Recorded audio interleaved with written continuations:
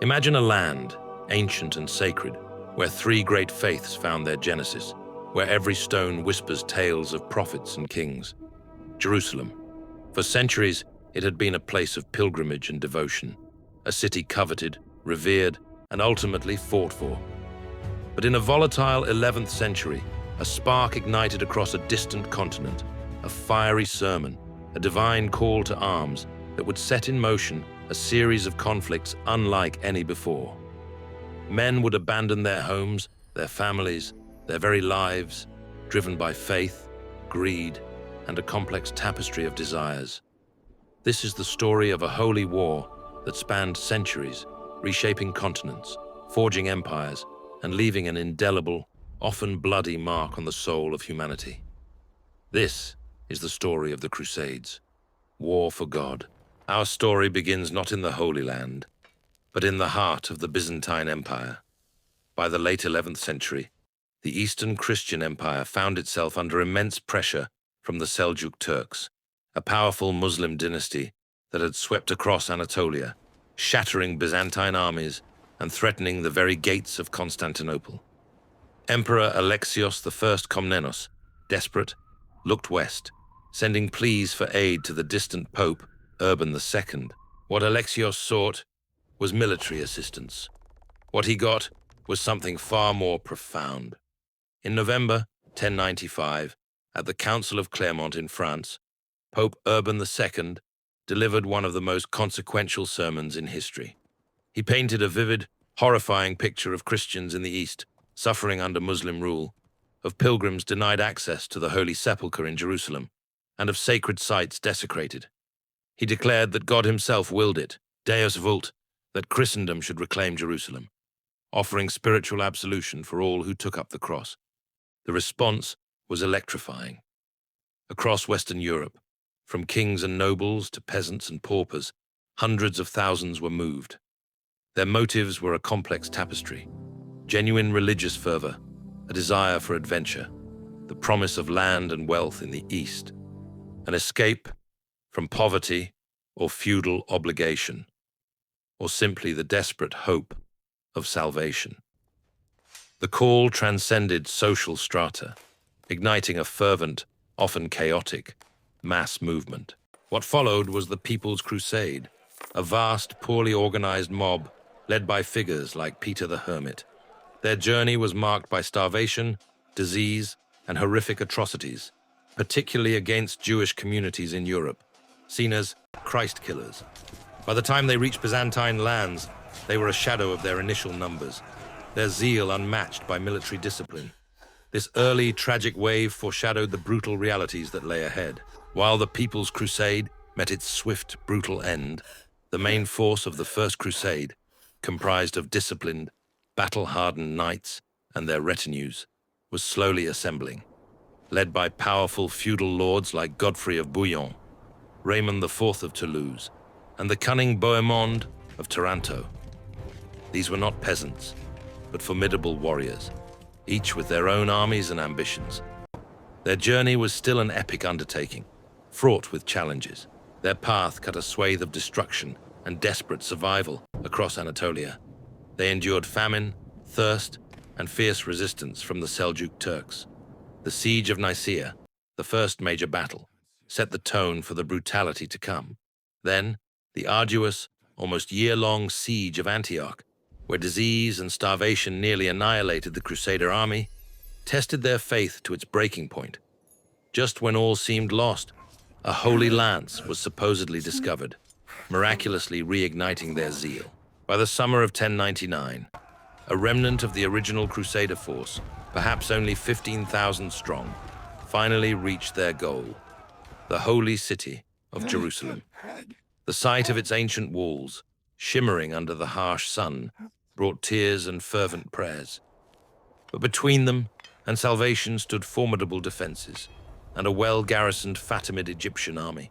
The ensuing siege was short, but utterly merciless.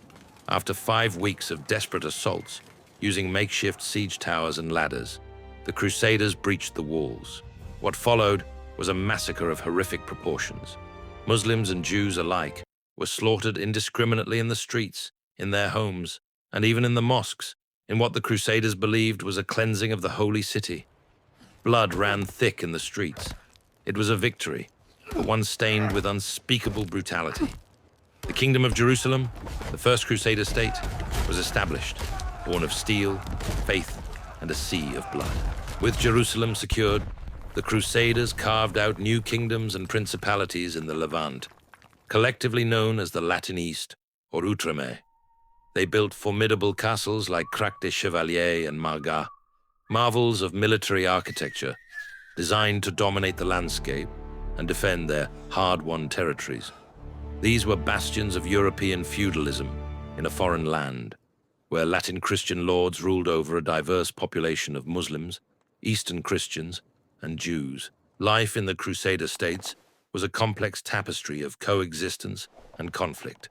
While moments of cultural exchange and even cooperation existed, the underlying tension was ever present. The arrival of European monastic military orders, the Knights Templar and the Knights Hospitaller, added another layer of religious zeal and military might. These warrior monks were dedicated to protecting pilgrims and defending the Holy Land, becoming symbols of both Crusader strength and fierce devotion. For the Muslim world, the initial shock and disunity that had allowed the First Crusade to succeed gradually gave way to a powerful counter-response. Leaders like Zengi, the Atabeg of Mosul, began to preach the concept of jihad, holy struggle, against the Frankish invaders. In 1144, Zengi captured Edessa, the northernmost Crusader state, a devastating blow that sparked the Second Crusade. The Second Crusade, led by Louis VII of France and Conrad III of Germany, was a dismal failure.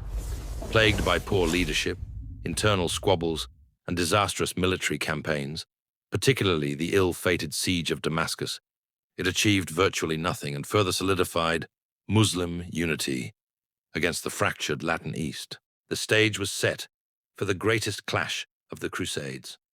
From the swirling sands of Egypt, a new, charismatic leader emerged, Salah al-Din Yusuf ibn Ayyub, known to the West as Saladin. A brilliant military commander and statesman, Saladin achieved what no other Muslim leader had before.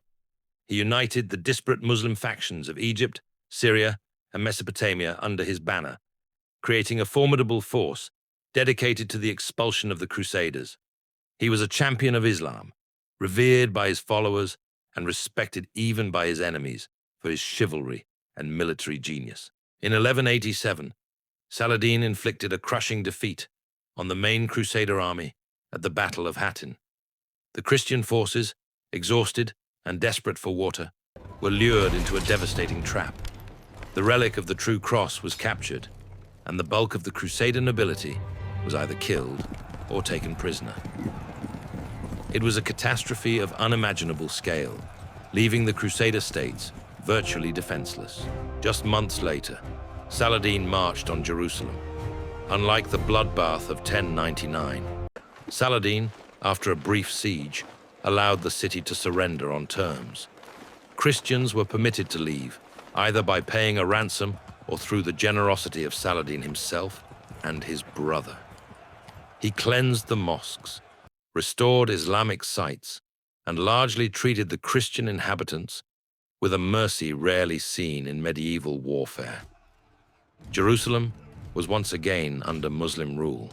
The fall of Jerusalem sent shockwaves through Europe, igniting the Third Crusade, the King's Crusade.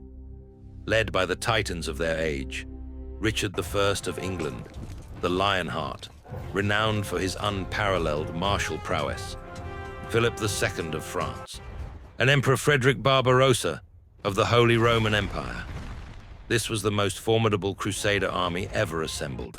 Despite the tragic drowning of Frederick Barbarossa, the Crusaders achieved significant victories, notably the grueling siege of Acre and Richard's brilliant tactical victory at the Battle of Arbuf. The two legendary commanders, Richard and Saladin, met repeatedly on the battlefield, forging a grudging mutual respect.